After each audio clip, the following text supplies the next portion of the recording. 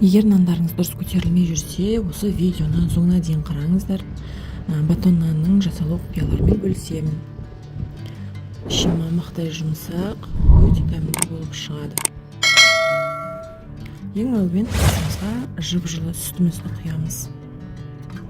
Екінші, жылы суымызды араластырамыз. Және иісі жоқ сұйық майымызды қосамыз. Бір ас қасық тұзымызды, 2 ас қасық қантымызды саламыз. Тола емес бір ас қасық дрожжымызды салып, барлығын жақсылап араластырып аламыз.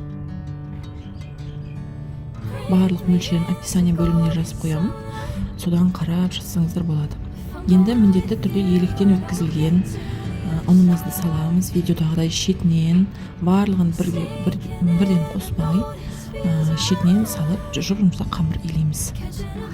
Дрожждың срок өтпегені дұрыс, себебі көтерілмей қалуы мүмкін. Дрожжымыз жаңадан алынған болса өте жақсы. Енді жұмсақ қамырымыздың бетін жауып 1-2 сағатқа қоя тұрамыз көтерілгенше. Өте жұмсақ болып көтерілді. Енді осыны өздеріңіз қалауларыңыз бойынша 3 немесе 4 бөлікке бөлсеңіздер болады. Мен 3 бөлікке бөліп, барлығын видеодағыдай жұқа қылып жайып алдым. 2-3 см қалыңдықта жайып, батон нанның формасын жасаймыз. Тура видеодағыдай жасасаңыздар, шетін жақсылап қысамыз, ашылып кетпес үшін. Енді ыдысымызға тура осылай қойып қоямыз. Ең кем дегенде жарты сағатқа қойып қою керек, себебі батон нанымыз жақсылап көтерілу керек тағы да. Егер сразу пісіріп жіберетін болсақ, ортасы піспей, қатты көтерілмей, әдемі емес болып қалады. Тура видеодағыдай жасасаңыздар, сіздерде міндетті түрде бір жасағаннан шығады.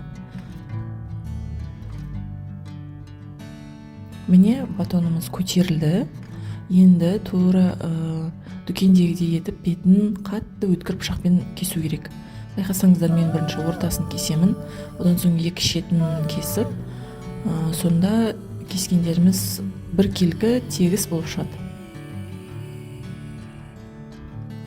Достар, менің каналыма жазылып, лайк басып, комментарий қалдырып қойыңыздар. Енді осының бетінен сүт жағамыз, ол міндетті емес. Қаймақ жақсаңыздар да болады. Себебі беті жып-жылтыр болып, әдемі болып шығу үшін сүт жағып шықтым. Енді кунжут сеуіп жесеңіздер де болады. Әркімнің өз қалауы бойынша 220 градуста немесе 200 градуста 25 минуттай пісіріп аламыз, беті қызарғанша.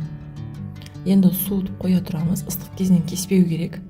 Суығаннан соң кессеңіздер, тура булочки сияқты болып шығады ғой. Өте жұп-жұмсақ, маймен жағып жесең керемет қой. Достар, осы рецептпен жасап көріңіздер, барлықтарыңызға ұнайтынына сенімдімін. Менің видеомды соңына дейін қарағандарыңызға көп рахмет.